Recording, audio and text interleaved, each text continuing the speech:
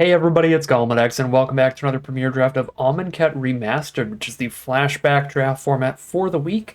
We're getting a peek at some more Amonkhet stuff as sort of an homage from all of the stuff we got in Aetherdrift, because we got a bunch of cards set on Avishkar, which is what used to be known as Kaladesh, a bunch of cards set on Amonkhet, and a bunch of cards set on Muragonda. So there's no Muragonda magic set, but we have gotten to Flashback Draft, Kaladesh Remastered, and now Amonkhet Remastered, which is a really cool format. So I'm excited to hop back into it. We've got a really simple pack one, pick one with an incredible mythic rare, which allows me to ramble about how much I like Amonkhet.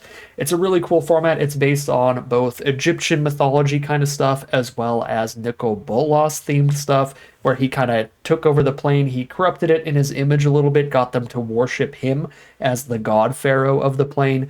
So just a bunch of flavorful stuff that I love. Bolas is my favorite character in Magic. The Egyptian mythology themed stuff is really cool. You got some mummies with the Eternalize mechanic, as you can see on Resilient Kenra, which is another powerful rare and an easy pack one, pick two, so that I can keep gushing about the format. Just tons of tools, cool stuff going on within this set and within the draft environment, the draft format. So now, without further ado, I can probably explain a little bit more about our pick order from pack 3 onward, but I guess we can talk about a couple of the mechanics here. The Eternalize mechanic is basically flashback for creatures. You bring them back as a 4/4 version of itself. There's also the Embalm mechanic, which is that you pay the mana cost, you bring back a zombie token version of it that is identical to the regular version. So if you have an Eternalized card like this, you get a 4/4 version later. If you have an Embalm card, you get an identical version. Like on Sacred Cat here, you just get a 1/1 zombie token cat with lifelink. There's also cycling as a pretty major mechanic in the format. Tons of cycling cards. There's a blue-black archetype that gets better. Every time that you're cycling or discarding a card, you're triggering stuff. There's cartouches and trials. If you saw those auras in the last pack, those had the cartouche subtype, which basically just means that when you cast it, you can return all of your trials back to your hand. Trials are just basic enchantments that all have an enter effect, so they play a lot like a good sorcery, like just 3 mana, deal 3 to any target, 4 mana, draw 3, discard 1, except when you play a cartouche, you pick up all your trials and get to replay them again. So trials and cartouches are really good. If you get some of those, try to draft them together. Anyways, we're on to pack 1, pick 3 now, where we have some fine, mediocre green cards. The Heckma Sentinel's kind of mediocre blue card. Compelling Argument. This format can be pretty slow. In Amonkhet Remastered, it's shoving Amonkhet and Hour of Devastation together. There were a couple board wipes in each of those sets, so all of those board wipes got shoved together, and they added even more board wipes into the reprint slot. So honestly, the format does play slow enough. You can try to get some genuine mill victories. So I actually am not opposed to Compelling Argument here, as those other creatures in that pack were somewhat mediocre. So for pick number 4 now, I like Wall of Forgotten Pharaohs in almost any deck, because you can take these deserts quite highly. That's another main mechanic in the format, the desert subtype on the non-basic lands. So it's a very simple mechanic. Basically, you're just going to have cards to get better when you have a desert on the board or when you have a desert in the graveyard. That way, if you cycled your desert, you still get the benefits. So Wall of Forgotten Pharaoh is one of those cards where you get to keep pinging your opponent with a desert in your graveyard or a desert on board. This is a really strong pack all around, actually. Like, Wall of Forgotten Pharaohs is the most flexible card by being completely colorless, but Vile Manifestation for the blue-black cycling deck is a very, very nice win condition. Definitely killed some people with that in our last return trip. Cartouche of Knowledge, all the cartouches are pretty great, and this is an on-color cartouche. Cartouche of Ambition is also quite solid, giving a lifelink, a -1/-1 counter. I think I'm going to take the on-color cartouche here, because we have such a powerful blue mythic. We're really, really locked in on that color, so when there's a really powerful blue spell in that pack as well, we can just still take that. That can be the tiebreaker, just take the best on-color card there. Pick 5, certainly less exciting. Oketra's Avenger is good for the aggro decks. Final Reward is a fine removal spell for the black decks. It does exile to get around a bomb stuff. And then Cryptic Serpent could be a fine finisher in blue, but I think Final Reward is good enough removal to speculate a little off color there. Pick 6 now. Big fan of both of these blue commons, but I'll go with the Striped Riverwinder here. Just a big hex-proofing finisher. Great for a format that can be a little bit slower. You're shutting off all their removal spells, just beating down with a giant 5/5. Pick 7, I do like the blue-green archetype, and I have a powerful green rare, and the blue-green archetype is Ramp, where Oasis Ritualist can be fantastic. It even helps you splash in double off-color cards if you get enough copies of it, which is pretty fun, because you can exert this, which means stun it for a turn, so you tap it, it doesn't untap next turn, to get 2 mana of any one color out of it, so you can get double red, double black, double white, any off-color off the Ritualist, so I am a pretty big fan of the card.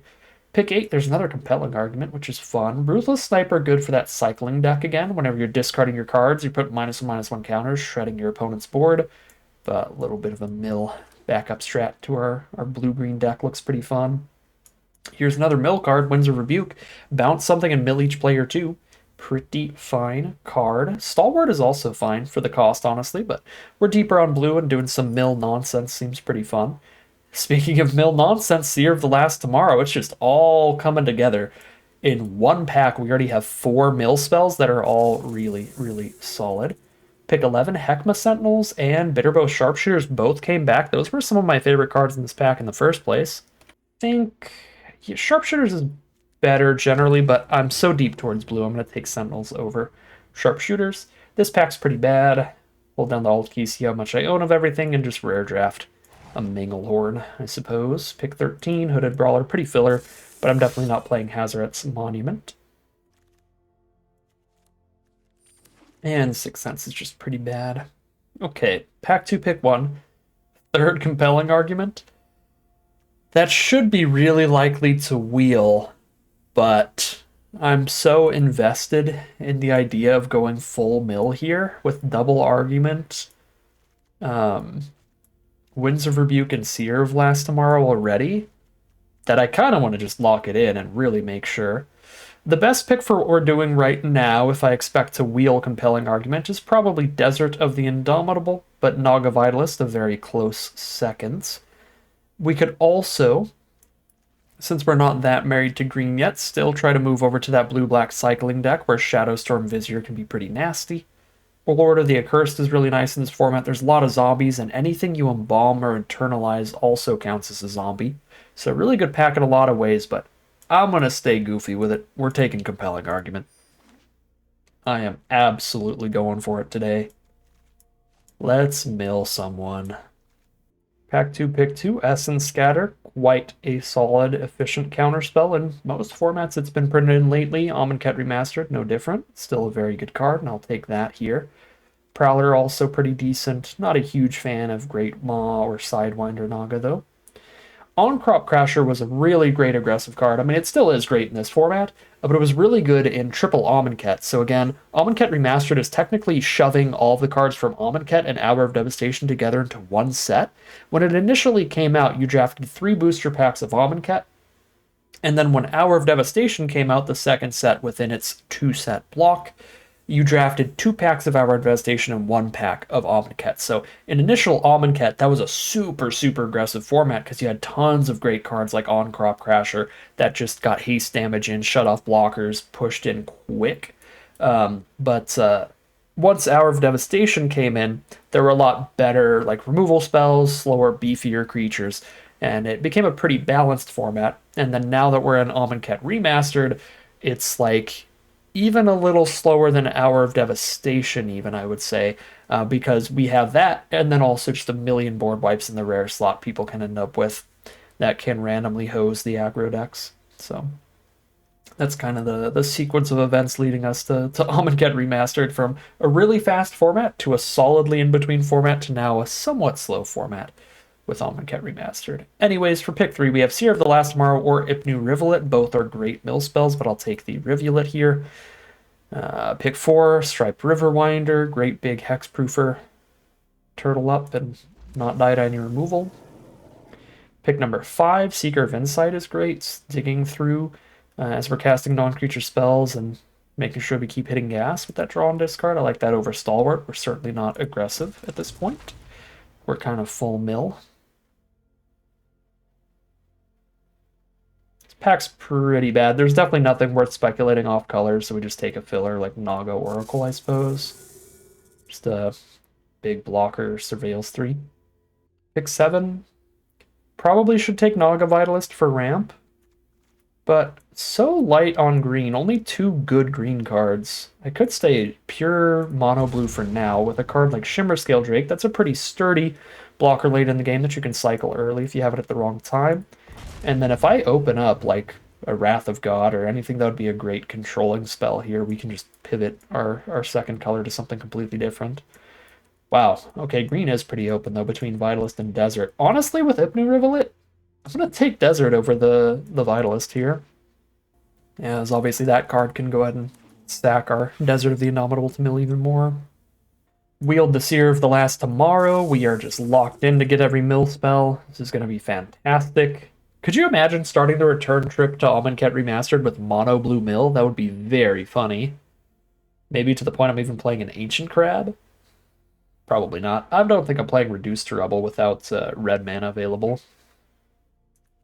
A little expensive for the counter.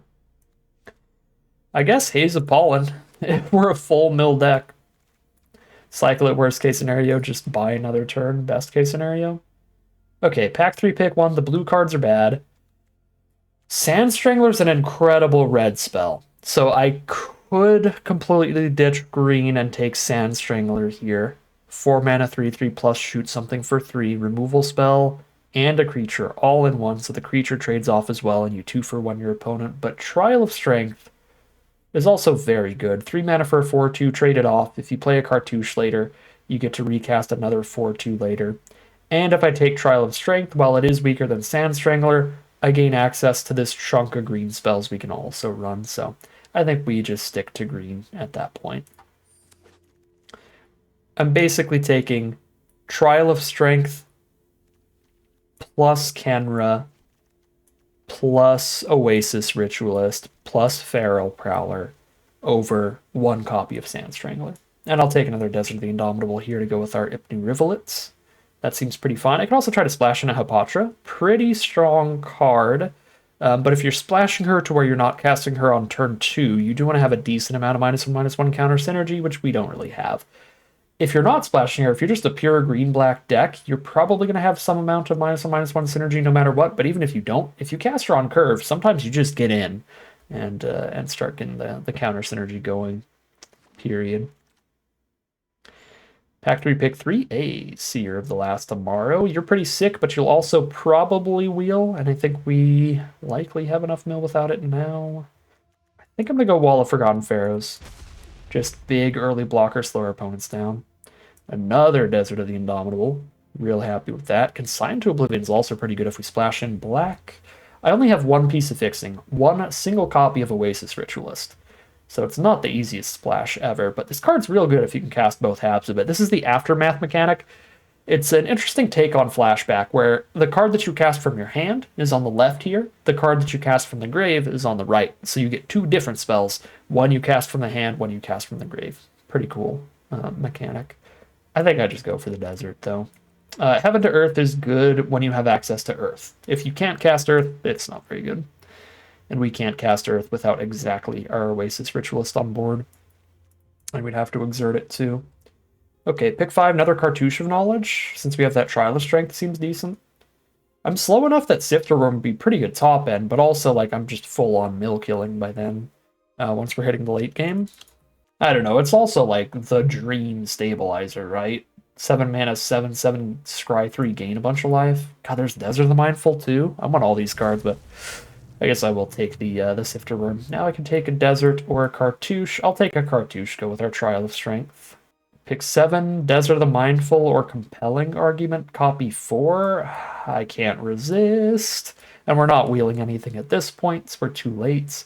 Here's a Seeker of Insight, another 3 toughness early blocker that sits there drawing, discarding cards. Make sure that we are drawing what we need. Pick number 9. Nothing here. I don't think I'm playing the first Ancient Crab, because it's only 1 more toughness than our Seer of the Last Tomorrows, which are, again, like the Ancient Crab style big blockers that also keep milling our opponent. It's just so much better for us. Okay, we're not playing any of this. I will play a 3rd Seer of the Last Tomorrow. Splash and a Consign to Oblivion. I think I have enough spells I won't end up splashing this in, but I will take it for now. But I imagine that'll be one of the first cuts. Whoa, super late cartouche knowledge. I should have taken the desert over that if it was going to wheel, but I was not considering the possibility of getting a cartouche pick like 13. That is tremendously late. Okay, I need to cut 5 cards here. What would be very funny would be to cut the 5 green spells and play mono blue. But I think triple Desert of the Indomitable, Trial of Strength, Sifter Worm. The green cards are strong enough. That's definitely not the correct thing to do. It's funny enough that I'm very, very tempted, but I don't think I'm going to do that here. I think I got enough early blocks to drop just the decent Prowler, probably the decent Sentinels, the Oracle, and these are all just fillery enough. I think I like the rest of the creatures here. I mean, triple cartouche might be a bit high for the one trial. I mean, it always cycles no matter what, draws you your next card. There's the Consign where I can only cast Oblivion when I have exactly Ritualist on board. That's pretty weak. Also, I really disagree with Arena's auto suggester of triple swamp. A 0 swamp deck for sure. Yeah, let's drop Consign these filler creatures in 1 cartouche, and then we've got a deck here, I think. Yeah, I got cycling lands. I can sack 4 of my lands to be milling. I can go for a full 17 lander. Plus, I do have some big stuff. The Sifter Worm and the Unesh are high mana value spells. I can't cycle or anything. Yeah, really solid looking little Simic mill deck to start off the return to Amonkhet Remastered. Pretty spicy one, pretty goofy one. We'll see how it all plays out for us as we hop into the gameplay. All right, here we are on the play for game number 1. Solid opening hand here. Not a ton of early game plays, but the 0-4 to hold things off for a second. No green mana, but I only have like 4 or 5 green spells in the whole deck. And I don't need my double green until 7 mana total, which is quite a whiles away. Sure, Seeker of Insight, and now I've got a Desert to start pinging for 1 a turn. We are against the most aggressive archetype in the format, which is Boros. That was the strongest archetype during Amonkhet, originally, when it was 3 packs of Amonkhet. But it's in like the bottom half, I think, in Amonkhet Remastered, again, because now Hour of Devastation's in there slowing things down, and potential board wipes running around as well. Sand looks solid to just turtle up and start playing big flyers and just beat down with those. There's Sand Strangler, which is a phenomenal card. I think probably the best non-rare in red or white, like out of all those cards.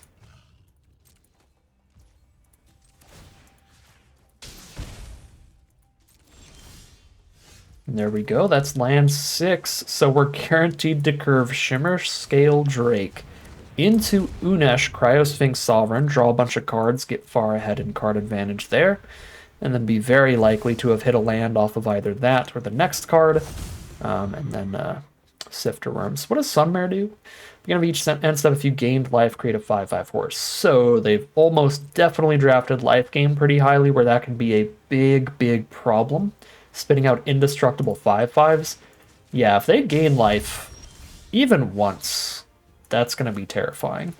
But I've got my own terrifying spells here, starting off with Unesh. Revealed cards, Trial of Strength, Compelling Argument, Ritualist, and Cartouche. Okay, they're going to split up the Trial and the Cartouche, I imagine. They probably don't want to give us those 2 cards together, because then I get to play the Trial, get my beast, play the Cartouche, pick it up, recast the Trial, get another beast. That would be pretty filthy. Yeah, they're splitting them up. So I get the Cartouche and the Ritualist, or the Trial and the Compelling Argument. So for the way that this game is looking right now, I think we are going for a damage-based win where Cartouche and Ritualist is slightly better, because Cartouching the Sifter Worm into the sky can get a really quick kill. I really wish there was a land in one of these piles. I would just take the land pile to play Sifter Worm, because I think that's the biggest part of our plan here. It's just dropping Sifter Worm next turn. I think I'm taking the Cartouche pile, though. Don't really want to try to double block the Sunmare against a bunch of open Boros mana, so I am going to attack with Shimmer Scale Drake, keep the pressure on. We can attack for 7 next turn. They're dead in 2 swings. As long as Sifter Worm's going to be enough to protect us from dying next turn, we're going to be super fine here. And I'm not going to put Unesh at risk of Combat Trick either. Because again, 2 swings and they're dead. If Sifter Worm stabilizes us, which it should. I mean, if we miss the mana, it's going to be a little rough. I can still play Ritualist plus Cartouche. Have 2 blockers up. The Wall and the Ritualist. Oketra's Attendant. Pretty good. Not big enough to trade into either of our flyers, though, which is pretty huge for us. But it is good enough to stop us from the 2-turn kill, and we missed the land, which is quite rough.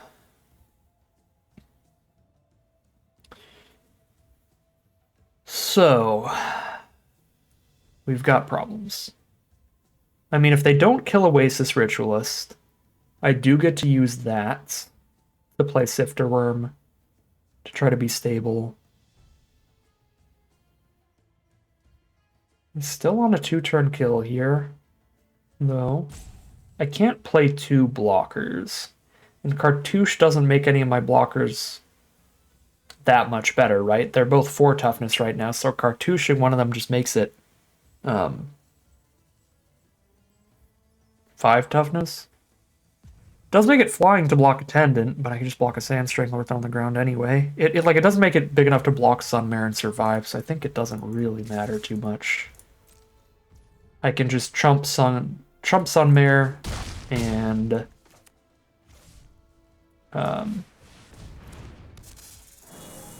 block Sand Strangler with the 0/4. Or with the 2/4. Trump Sunmare with the 0/4. Block Sand Strangler with the 2/4, I think is the play. I think it's better to hold up Scatter than cast Cartouche. I just don't think 1 extra toughness and flying matters at all right now. Just the Sunmare. Oh, I mean, these Wall of Forgotten Pharaohs pings can really add up. They're Boros, they can have direct damage to my face. I don't want to lose either of these creatures, but I also don't want to not block. They've been playing like they have combat tricks. And they can also have direct burn.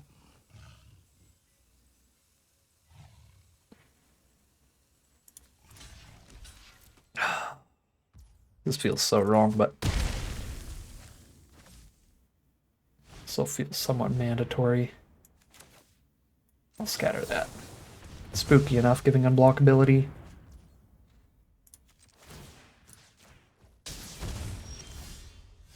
Okay. Compelling Argument doesn't do anything here, so we cycle it.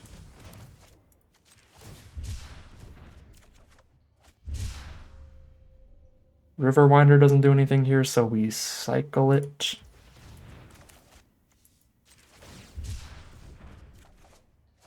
There's the island for Sifter Worm if it takes long enough. This is a forced chump, but they might have the combat trick here to kill one of these. But this still puts them to 1. They take 3 and 1 ping from wall.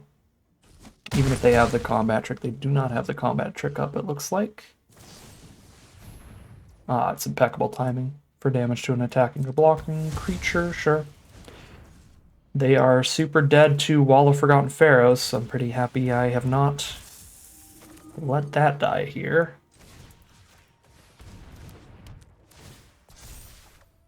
I'll Cartouche now with nothing else to hold up.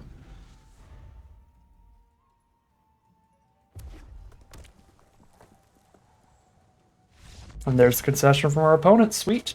That is 1-0 heading into game number 2. Not even a mill victory, just all in on flyers there. Here we are on the draw for game number 2. Very solid opening hand here with both of our colors. Trial of Strength for an early blocker. I mean, the Wall's a blocker too, but the Trial can trade off into something. Another Boros deck. Fair enough. We'll start with Wall of Forgotten Pharaohs. That kind of blanks the Oketra's Avenger if they don't have the combat trick or aura to support it, like a Cartouche of their own or something.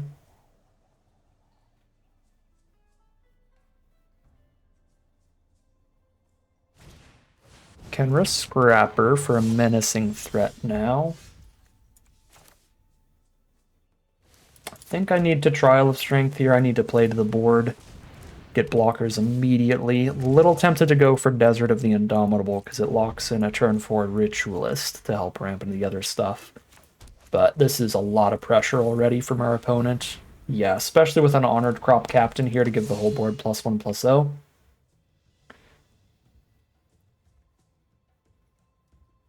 And both of their other creatures have good Exert abilities. Sure, they've got Trample, draw a card.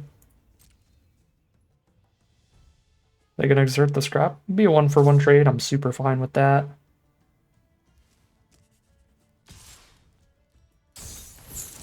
Exert both, sure. Yeah, I'll just double block Scrapper. They could Magma Spray the 4-2, I guess, and kill the wall, and I don't kill Scrapper.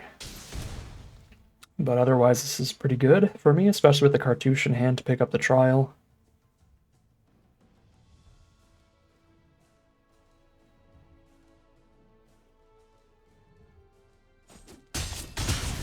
Alright, cool. Trade off into that.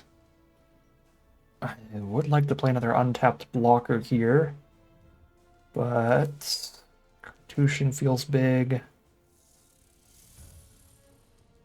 I mean, Seeker doesn't even block the Captain well, right? We just put a 0-4 in front of the 3-2, so it's not like the 1-3 body matters that much.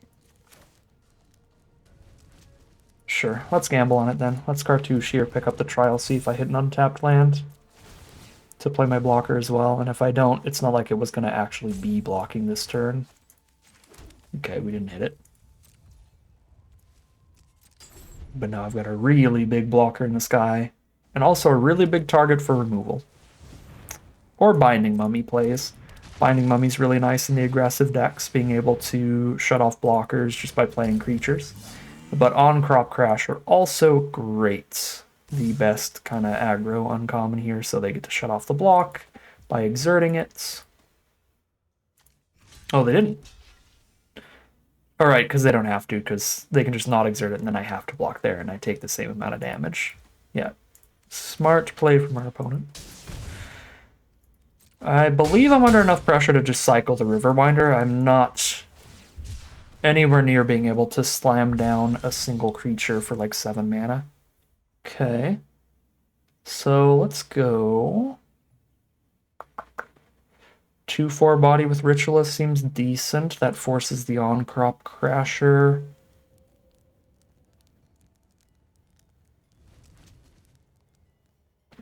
Our land draws have been rough here. Because missing this land's pretty pivotal. I think if I could double creature here, I'd go for that instead. But because I can't, I think I have to Ritualist towards doing it in the future.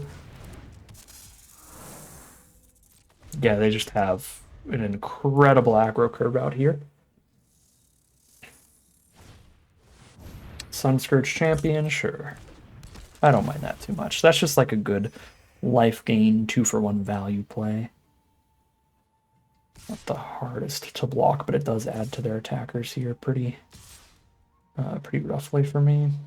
Yeah, they can just send the whole board. Exert Avenger and Exert Crasher. Too many sweet aggro uncommons here for us. I mean, I think we'd still be in a really fine position if I hit every land drop, but missing lands against this kind of curve out is really deadly here.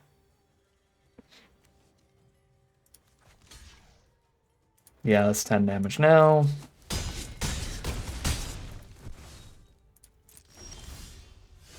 Miss again. I mean, they're only attacking with 3 creatures next turn. And they can't use On-Crop Crasher. If they get a zombie to tap something with Binding Mummy, we're kind of going to die. But I think I can go cast 2 creatures, tapping Ritualist to do so.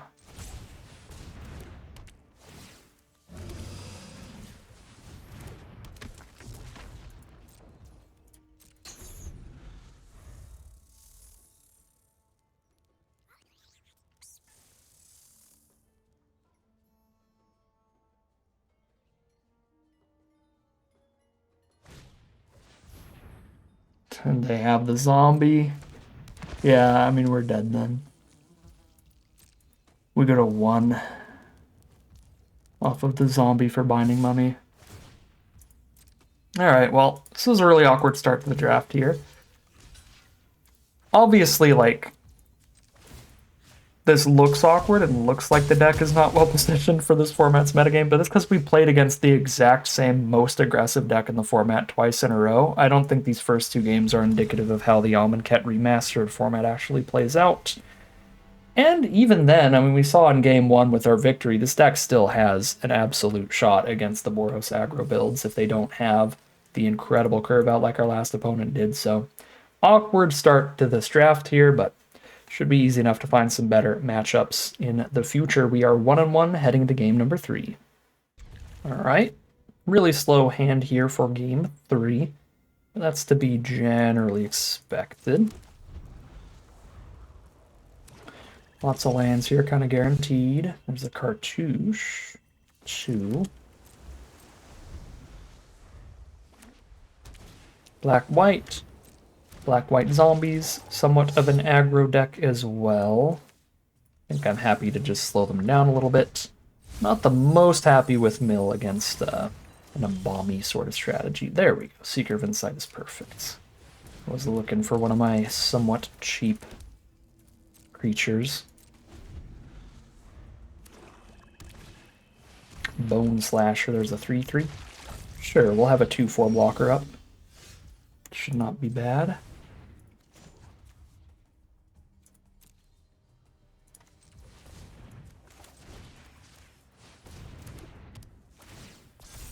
Yeah, I'd rather be able to block than draw a card, discard a card right now, I think.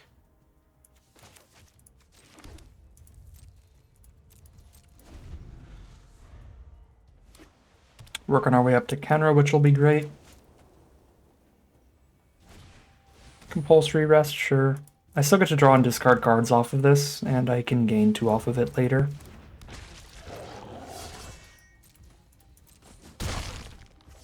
Black is actually not the worst matchup for our mill deck. Blue-white is where the most Embalm cards are that can resurrect themselves from the grave. Embalm and Eternalize. Very similar mechanics, technically different ones, so I should say Embalm and Internalize cards. Alright, well, we're getting combat tricked. I don't remember the format well enough to know what to block here. There's like Lethal Agony for 2 -1/-1 counters where I lose the combat no matter what. I feel like almost any combat trick I lose the combat no matter what, so let's try to kill a bigger thing. Because it would be like +2/+2 or -2/-2 is already enough to kill me, whichever one I block.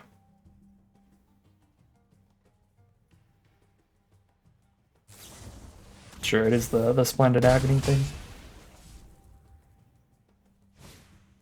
Doom Dissenter, sure. Plop out a 4/4. Now I gotta deal with this as well.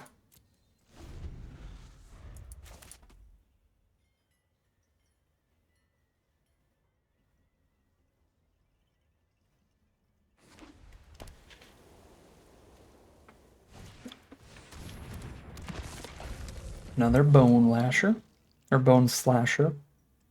If their last card in hand is not removal, or a tapper, or something, we are quite stable. So I think we're in a really good position if their last card isn't removal, and a really bad one if it is. Don't love the RNG on the first 2 mill we hit them with, just hit land. Up their spells to lands ratio in their deck in their favor a little bit. And start milling them really fast. We can easily mill them for a turn for the rest of this game. So they're really on like a 5-turn clock. As soon as we're stable, which I think is going to be next turn, right? We just compelling argument them, draw a card, discard a card off Seeker, drop Seer of the Last Tomorrow. It's 2 blockers up, both 4 toughness. And then once I don't have arguments in hand, we just keep using Brivel at every turn. Okay. Drake's a fine card. I don't have the mana to play the Drake and the Seer. So I'll play the Drake instead, I think. Guess I don't really want to draw a card, discard a card here, though. Off the compelling argument because I want to keep the Seer. But yeah, we'll play the bigger blocker. I think our opponent left.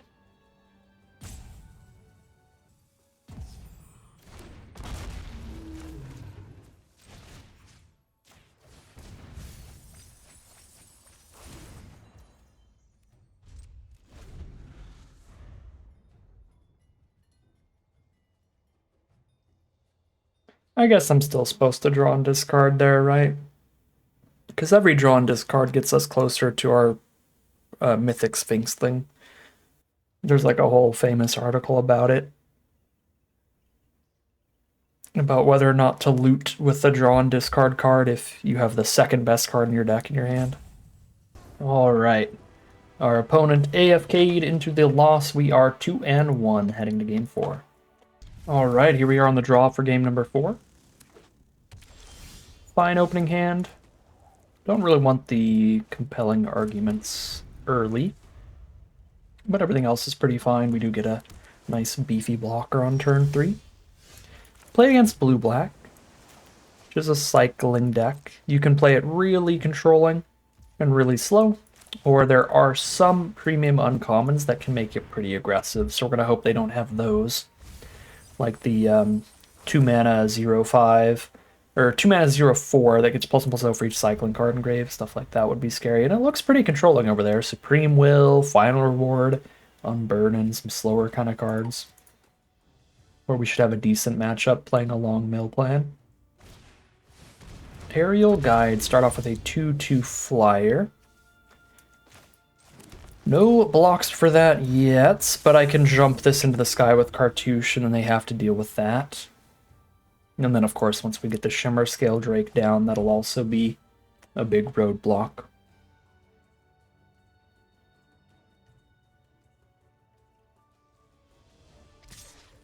Down to 18. And the follow-up is a Marauding Bone Slasher. Send a 2/5 into the sky. Alright, so we need them to not kill the Seer ideally, but if they do kill it again, the Drake's big enough to block either of those and kill it next turn. We have tons of excess mana in our hand, so I will definitely be discarding a land to mill them this turn. We are flooding out a little.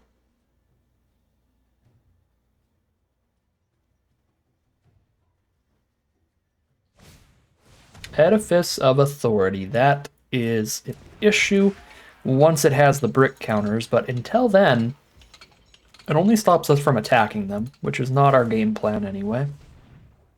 At least not yet. If I draw my Gigantic Worm or my Cryosphinx or something, I'll be a little sad. Okay, I did draw the Cryosphinx. I am not the biggest fan of having Milled Oblivion, but there's still a couple mana away from it. I mean, now that I have the Cryosphinx and I don't have the mana up to mill them, I think I will push some points of damage here. Even though they have that Edifice. Ooh, Lord of the Accursed gives them attacks here that they wouldn't have had if I didn't attack. But I was not playing around that. Down to 14.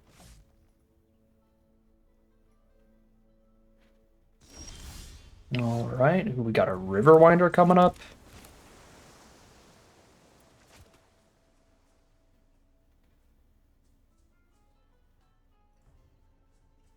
Two 5 to block the 4/4. I think I attack with Shimmer Scale and then play Cryosphinx here. Oh, they just brick it. Never mind. So I can only have a 4/4 up against their 4/4 if I attack with this. I want the 2/5 up against that.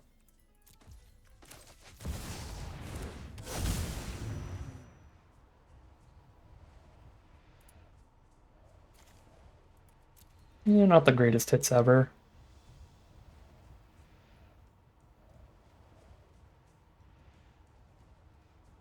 But it's still value. Gives me some cards to discard to the Oblivion if they try to do that.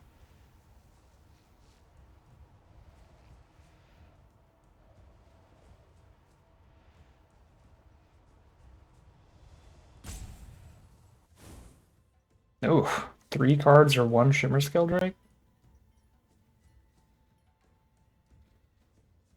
You know?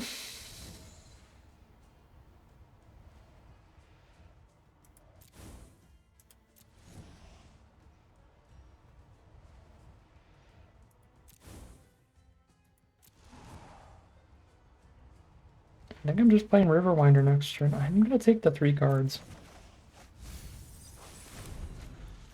Play a lot better against the Oblivion, plus I can cycle this desert later. I can discard these to the Seer. They've got 19 cards left. They did kind of make us choose then and there. Are we trying to get flying lethal, or are we trying to turtle up and get the mill victory? So I'm just locking in on the mill plan here.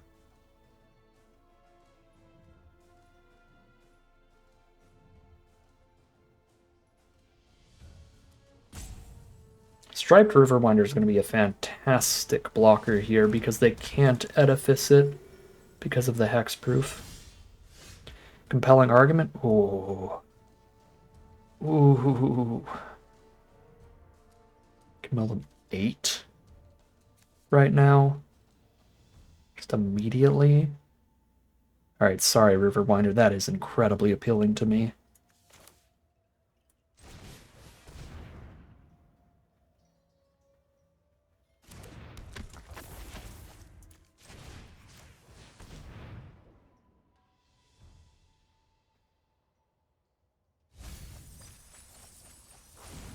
Multiple Oblivions. That does play pretty well against the mill.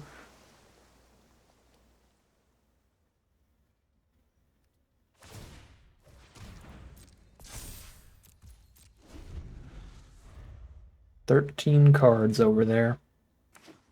They do have the 5th land. I doubt their best play is to not affect the board right now, though.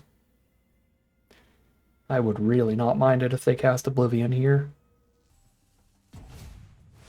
They're gonna Oblivion? Alright, well, I'll get my cycle while I still got it. Give me one more option if I find something better than Riverwinder. Keep that instead. Another Seer? Another Seer doesn't even help, though. Because I can only discard 1 card a turn. Because I don't have the extra stuff to be discarding 2 here, so...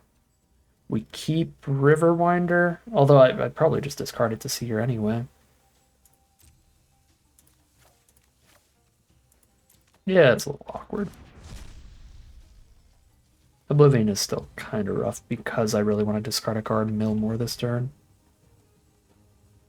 They're on a 3-turn clock after this. If I mill them now, I mill them 3, they're at 10, they draw a card, they have 9. 3 a turn from the 9 is a 3-turn clock, so I'm going to go for it.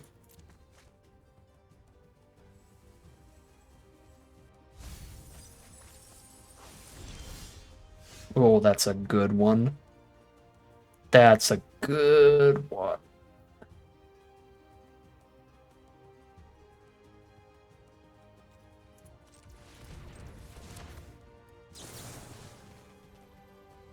Pick up the cartouche so I can replay it and have a card to discard to the Seer.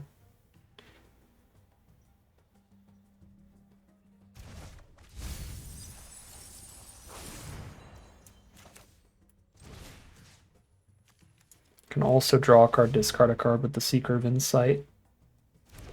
Since I've cast a spell this turn. Find another cartouche. Okay, I can play that and still have the 1 mana, the card to discard.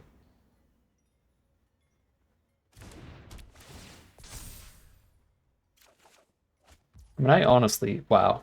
Draw a card, discard that. Well, I can just discard it to Seer. I don't think I need to do that.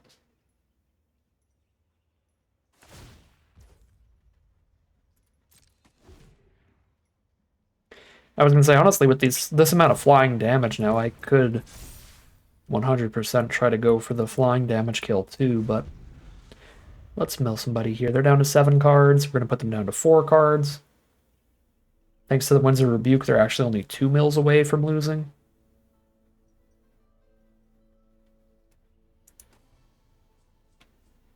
Still 3 turns total, but I only have to mill them twice. Because I mill 3, they're at 4. I mill another 3 during my turn, they're at 1. They draw and they're at 0 cards. Can't attack or block, and its activated release can't be activated. Well, I'll activate it before that.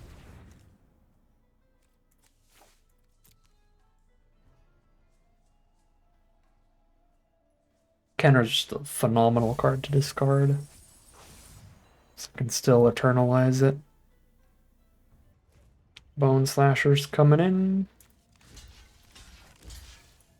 See if they have a bad trick here, or if they just trade into a Drake.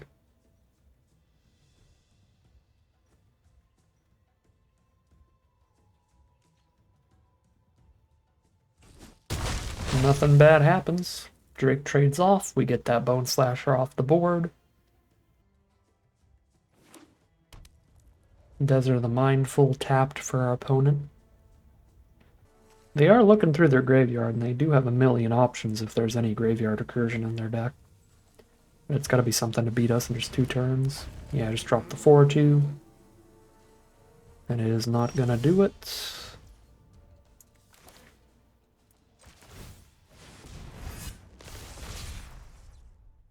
Here's the Kenra, just to be a little safer on blocks, even. See, when I could try to jam 8, but just playing the defensive. We've got the inevitability here. 3 cards left in their deck, and I can just mill 3 again with the Seer. There's final reward. Turn too late here.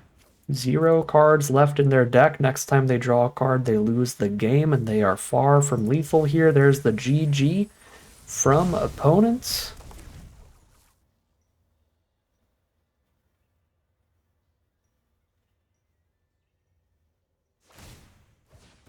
Shut off the Unesh. Send in to send a message. Take the trade. And there's the concession. That is 3-1 with a mill victory this time around. Alright, here we are for game number 5. Let's get back in there. Seeker of Insight into Seer of the Last Tomorrow. Turtle right up immediately. Players love their aggro. We're going to be on what feels like the 3rd Boros match? We don't know if they're Boros yet. They've played 3 planes, but they started with Catcher's Avenger. A very Boros card.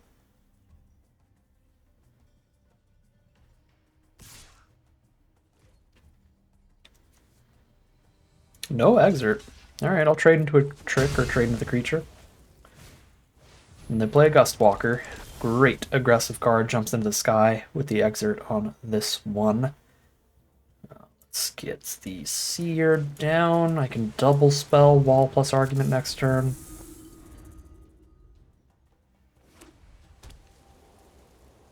They're still mono white. They're very much missing their second color.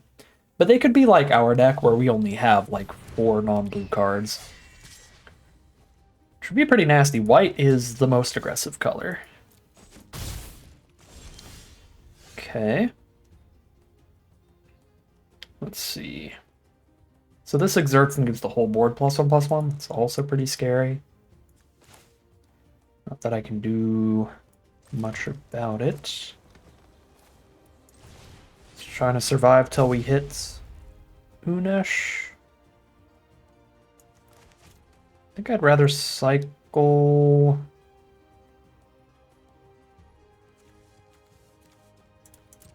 than cast Compelling Argument. I need to be stable. So I gotta find something good to do next turn. So it's probably cycle Desert, untap, play the island, cycle the Argument, looking for anything for 4 or less to play as a blocker.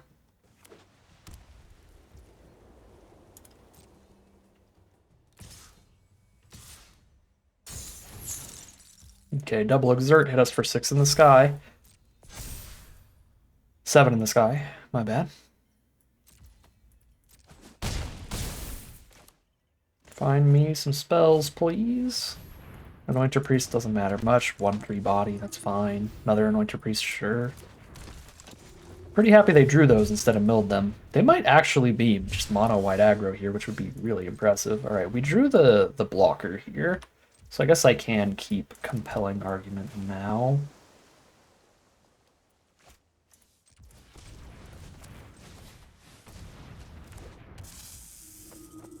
They just have 2 tapped flyers for now, and then I'm going to play an Unesh to block a flyer. Yeah, this is fine.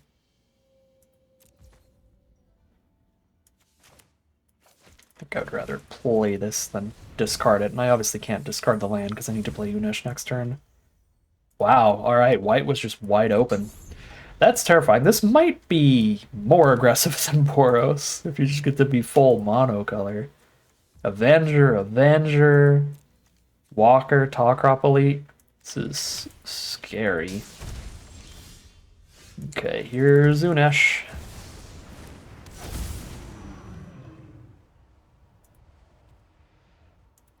Obviously we take the Shimmer Scale Drake pile.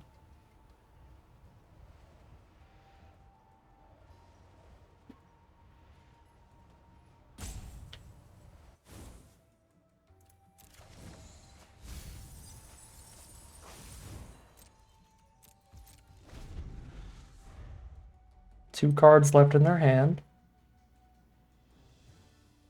After their draw for turn, they play a Plains. And they pass. Let's go. We are stable. This is exactly where we want to be. Here's a Shimmer Scale Drake.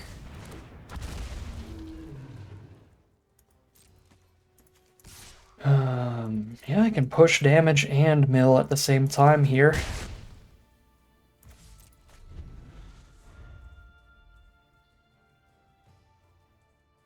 "13 life, infinite blockers on ground." That is enough to play a little aggressive there. Now that they have a third flyer, I might have to hold back.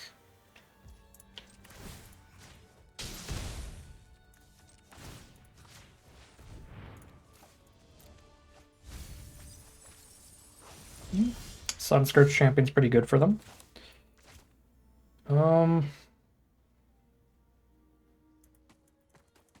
Yeah, it's going to be more life gain as well. I think that does really pivot me to the exclusively mill plan here then. So I mill 6 now. They have 11 cards left, then 3 a turn is a 3-turn kill.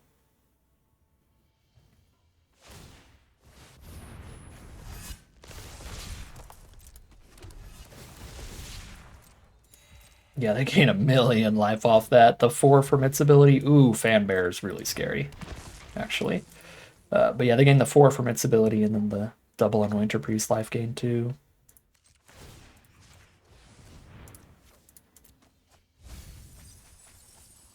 Their deck is sick.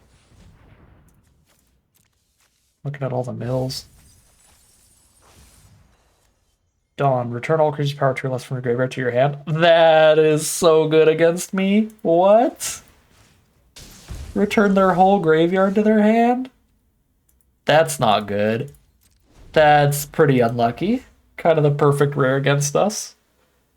Okay. So...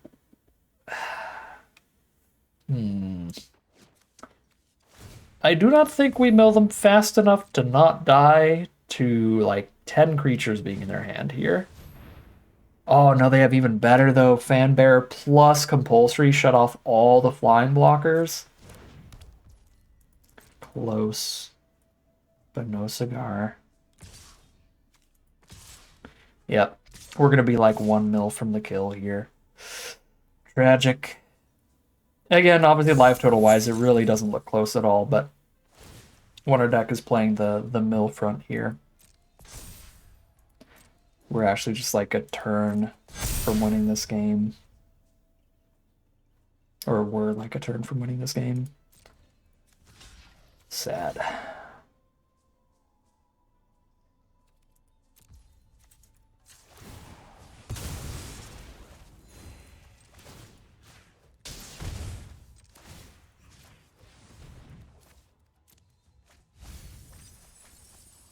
Yep, literally 1 turn.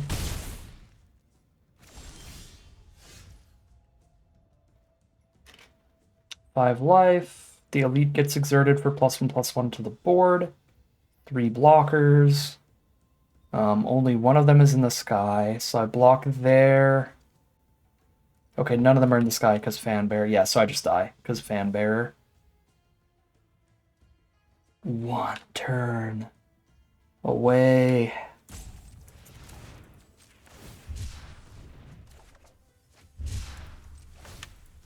If we had 1 more turn, they draw per turn. That's 3 cards left in their deck, and then I mill those 3 cards, and then they die.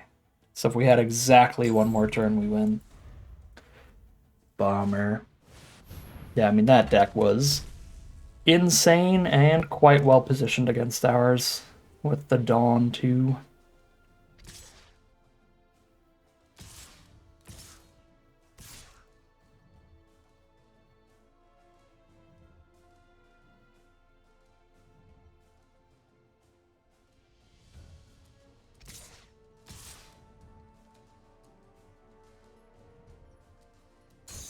Yeah.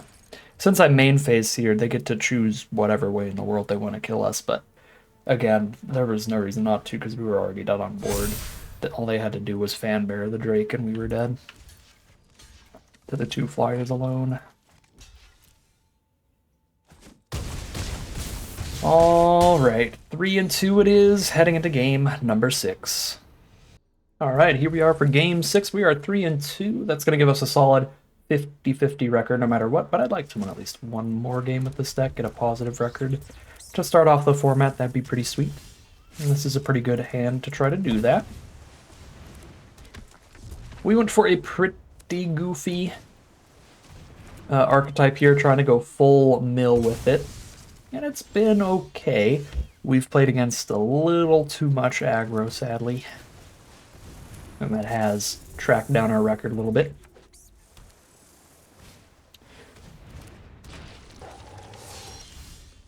All right.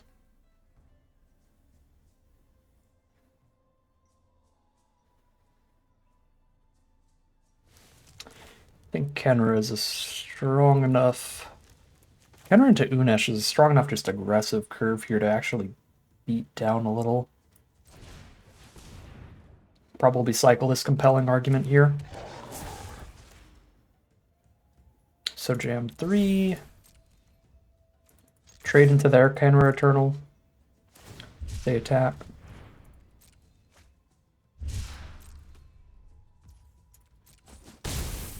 Cycle compelling argument, trying to hit that 6th Unesh land, get that guaranteed.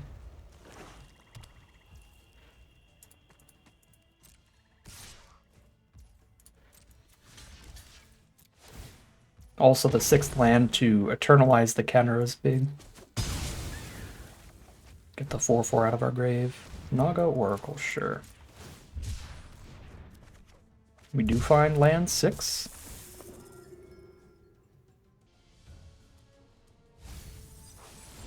Mill a Ruthless Sniper, keep everybody else probably the best draw in our deck. Get a 5-drop to play on curve. Keep the big, beefy threats coming here.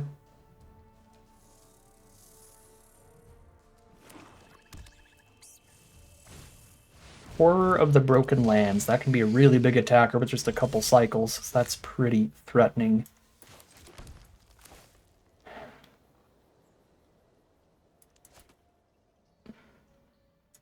I'm gonna go Unesh here. I'm just going to immediately be pushing damage in the sky. Well, we'll take the secret pile, most likely.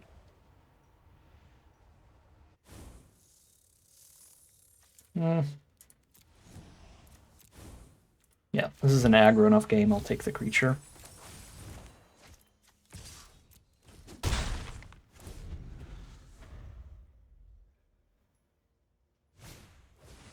Oof, Cartouche of Knowledge is a problem. Get the Horror into the sky and force the sack on the Seer of Last Tomorrow. Yeah, Trial of Ambition and Trial of Zeal, the 2 best trials, because they're the 2 removal spell trials, so any Cartouche with that is already a really bad time, but the fact that it's the one that gives flying to hold off our attacks is particularly gross. Speaking of Cartouche of Knowledge, that is really good on a hexproofing Riverwinder. And not bad at all on Resilient Kenra.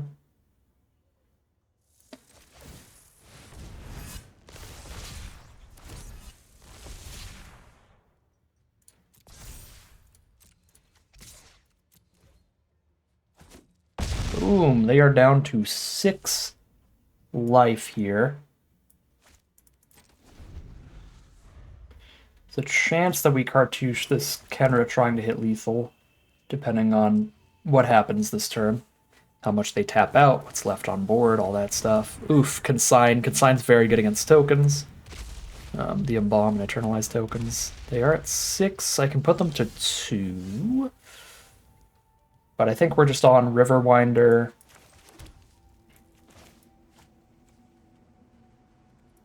Riverwinder cartouche it. We discard the Seeker and the Island to their Oblivion this turn.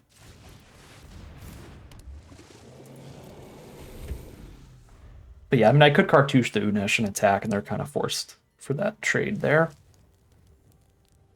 I'd rather just 6/6 flying hexproof should really win the game against blue-black. They can't use any removal on it. Oh, Lake Lame. Filthy. Luckily, Cartouche of Knowledge is super perfect against that since they did declare an attack. If they didn't declare an attack, we'd be in a massive world of hurt here, but since they did, they are forced to chump Riverwinder. And then they won't have the double block for it.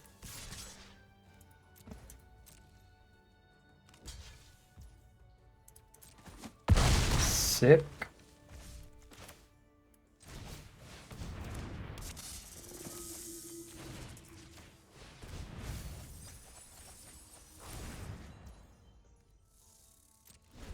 I could play this land because they're probably going to Oblivion here, but if they draw something that matters, like a exile target creature or something, it's better to have these for the mill. But yeah, there's the concession from our opponent. We just have lethal in the sky, and that is 4 and 2 heading into game number 7. All right, well, here we are for game number 7. We got a positive record now, no matter what, with our goofy little mill deck. Has not felt the most viable, not as viable as I had hoped. Most of our wins have just been playing our great flyers and curving out a little bit here. And that's the plan again. Shimmer Scale Drake into Unesh has been consistently great. So in the future, I think if I were in the same draft pod, I would have went just full creature-based green-blue. Probably still very focused on the flyers. But not running like the compelling arguments and stuff. Just try to run more just generically good creatures or card drawer spells or something. Alright, our opponent's going to have 1,000,000 mana instantly here.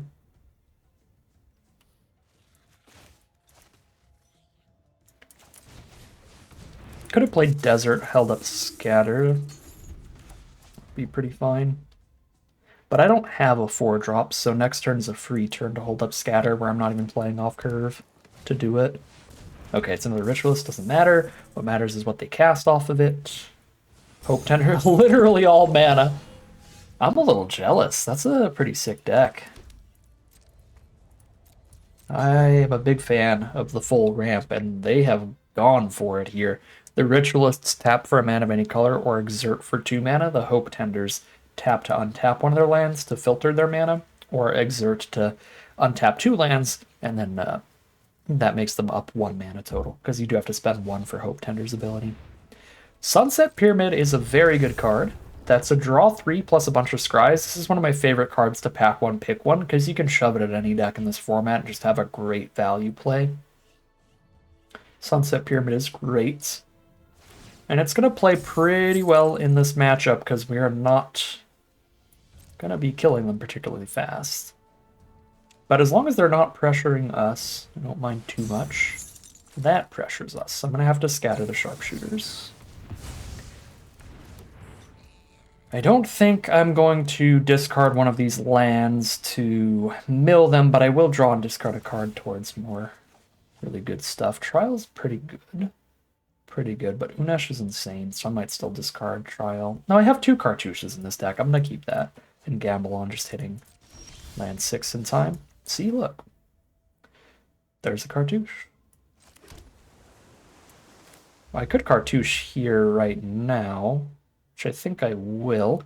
That way I am drawing another card to make it more likely to hit land 6 for next turn. Flying Beast. Let's go.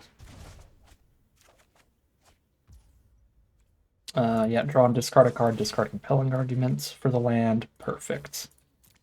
Perfect.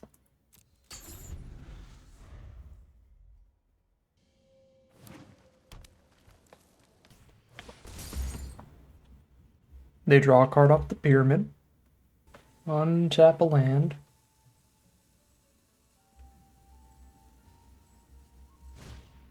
Puncturing Blow the Beast, that's pretty fine. It's already put us up a card thanks to the Trial Cartouche combo. And here's Unesh now that the Puncturing Blow is gone. I'm guessing Compelling Argument and an actual spell, Compelling Argument, actual spell. I'll just take the Drake Pile. They might make the Drake Pile just a single card. That's been pretty consistently how things have gone. In which case I will still just take the Drake Pile. Okay, we get a Drake and a Compelling Argument.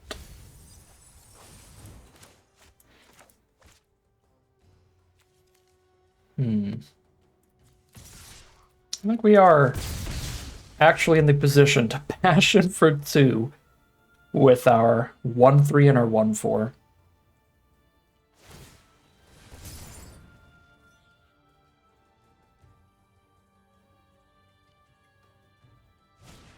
There's a Resilient Kenner of their own, so they will get a crack back here.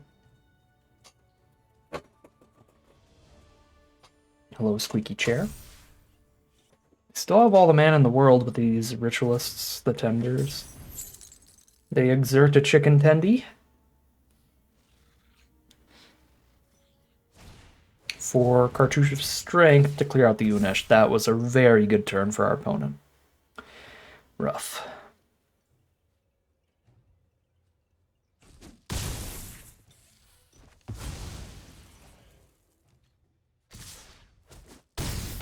Down to 13.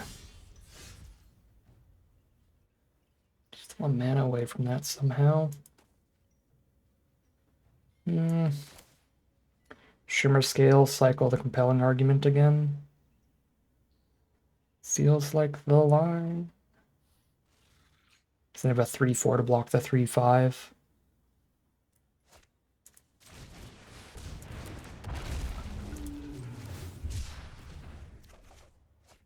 Sick. We do have a land for turn.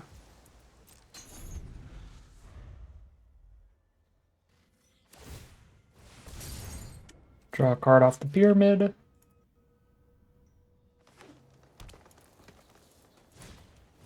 Spring to Mind. That card is really good. Ramps up into another land, and then it turns into a draw 2 in the graveyard with the Aftermath ability. Yeah, their deck is grinding out a ton of value here. Ooh, they find a white source. They're a super splash deck. But Ritualists really help that out. Okay.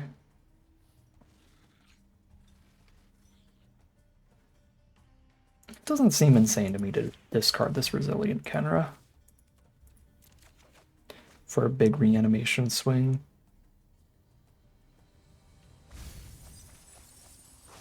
We milled a Glorybringer. That feels good. That's a scary, scary card. One of the best rares in the format.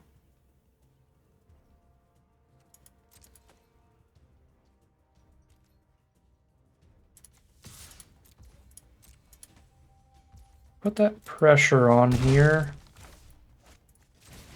Another flyer. And get the blocker up with Trial of Strength.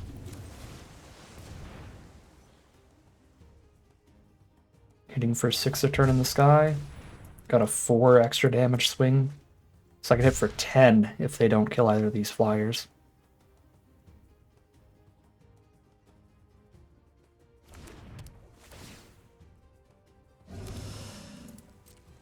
I could draw this card here, but I just want to keep Riverwinder.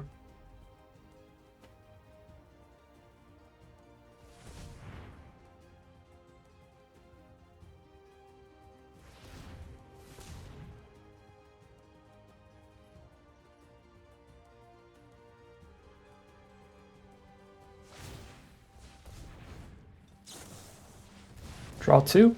They're looking for answers to our flyers here. They know they're taking a boatload of damage. super fast. They're dead in 2 turns on board because of the Kenra ability.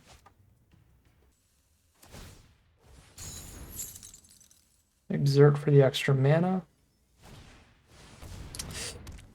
For another Cartouche of Strength. It's a considerably slower kill, but we still have 1 flyer and they have no blockers for it. We hit them down to 8 next turn, and then 3 turns from that is the kill. If we find our other Cartouche, that'll be a really quick kill, actually. Still.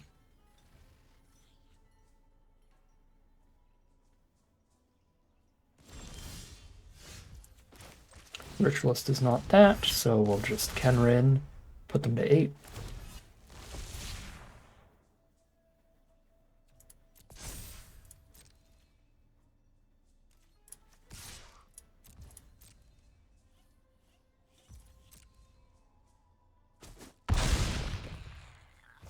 "15 cards in their deck. They're also like 4 turns from milling out. If we activate Seer every single turn, so I will discard Ritualist to activate Seer. Make sure we're attacking them on that front as well. Deserts hold the Shimmer Scale? Well, we are 100% attacking them on the mill front then, because that gains them life and shuts off the flyer. So mill them 3, drop out the 5/5 Hexproofer to hold off all their attacks. And then mill them 3 more turns from now, and that's game.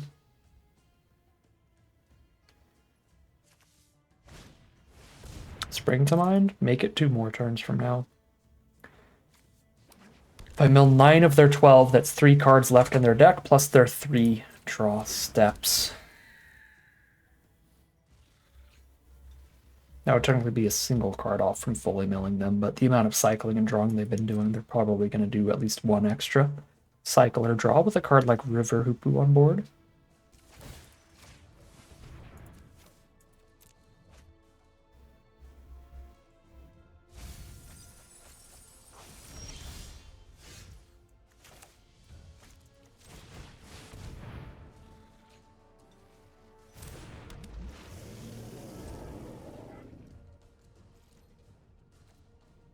Nine cards left over there. They scry one with the pyramid. Scry to the bottom.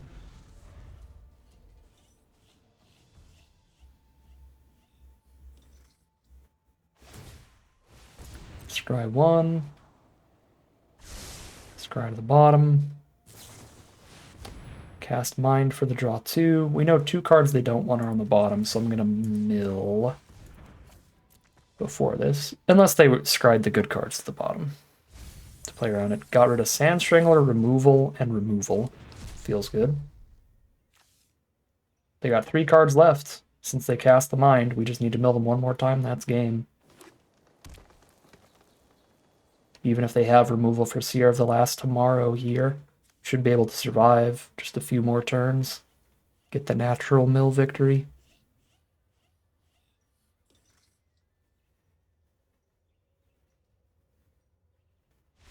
Alright, well, second mill kill for us. I guess technically like a third if you count the game where our opponent just left because they were fed up. Or they had something come up.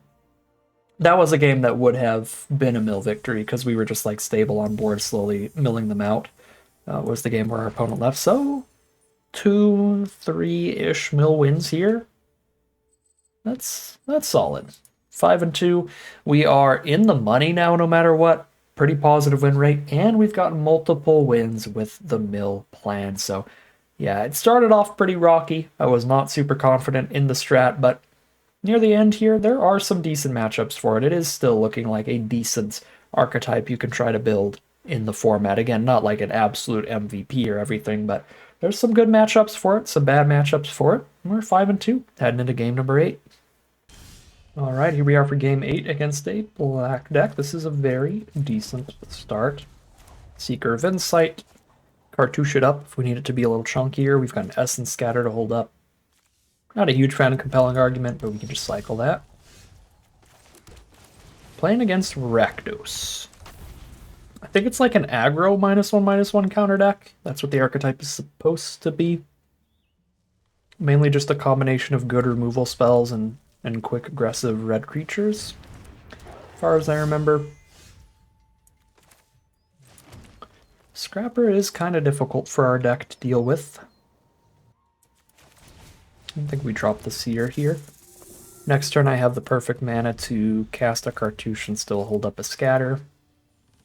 Make that free.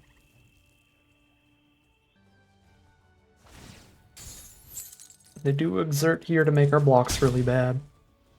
So go to 16. Cast a Soul Stinger.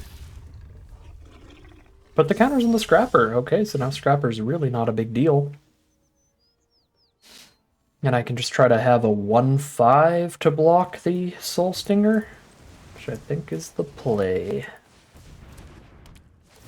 Or sorry, a 2/5 technically. We discard a land for something here. Windsor Rebuke, sure, that works. That is a flexible spell here. We can use it against one of their permanents. We can also use it on our own Cartouche. It's gonna mill wherever we use it. Final Reward. So I could use it on my own Seer of the Last Tomorrow. And I lose the Cartouche, but I do get to recast it and still have a blocker later. I can also just bounce their Soul Stinger here, which doesn't feel bad at all either. They're down to a single Scrapper on board. I think I'm going to bounce their Soul Stinger, actually. And they have to put counters on the board again. The -1/-1 counters. Trial of Strength. Well, no, I wish I chose the Cartouche, but what are you going to do?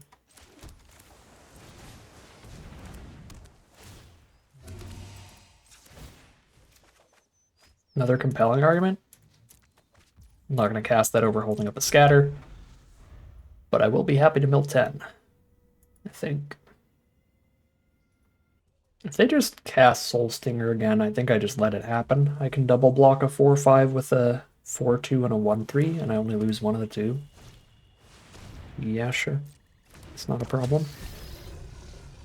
They have to fully kill the Scrapper for it now. That is mill 15. Yeah.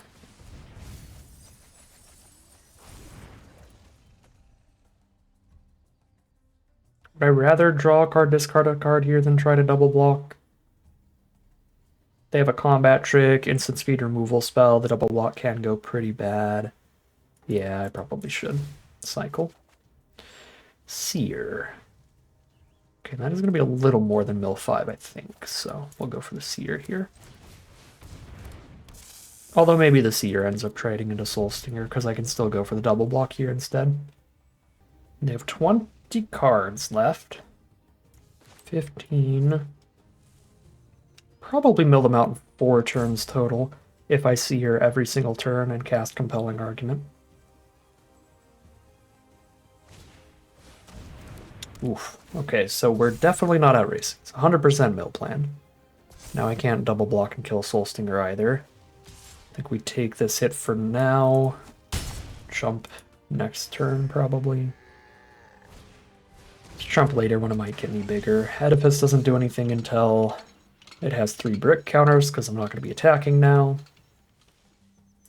So, Compelling Argument. Sadly, discarding a Riverwinder here for more mill, I think.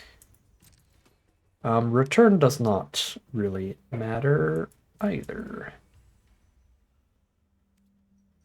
What else is in our deck? It's like Sifter Worm and Unesh and stuff. Yeah, I should probably dig for those.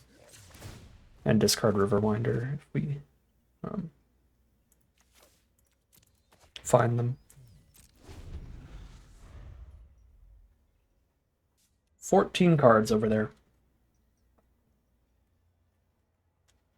So yeah, 4 turns of milling with Seer we'll get there. 12 cards from the mill, 4 cards from their draw steps, 3 or 4 cards from their draw steps. No more compelling arguments in the deck. If they kill the Seer, they might have gotten rid of all of our mill. There's one more Seer of the Last Tomorrow. This is still 7 mana, I only have 5 out. I think I'm still supposed to mill them one more time. Instead of holding on to that.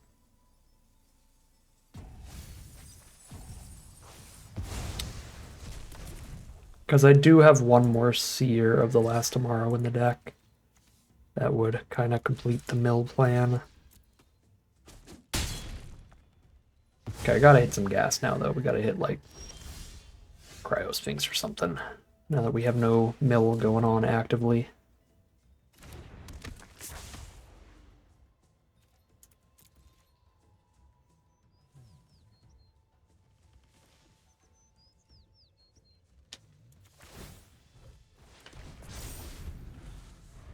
It's kind of wild that this Soul Stinger has been the only creature they've cast like all game. Like I assumed they would soon enough have something a little better for me to counter.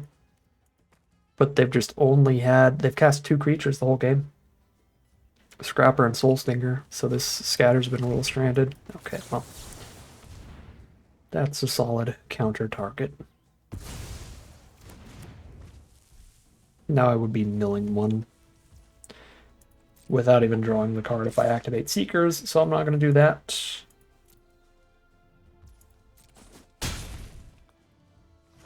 Down to 6. That is incredible if I can resolve it. But I have to go runner, runner, land, land.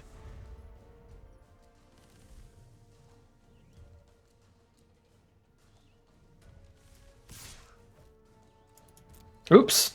Oh my god. I clicked too fast. I wanted to move to the blocker step and then go ahead and click and block. I definitely meant to chump there. 1 life is incredibly risky against both black and red. They both have life drain in the format. Well, black has life drain, red has direct damage.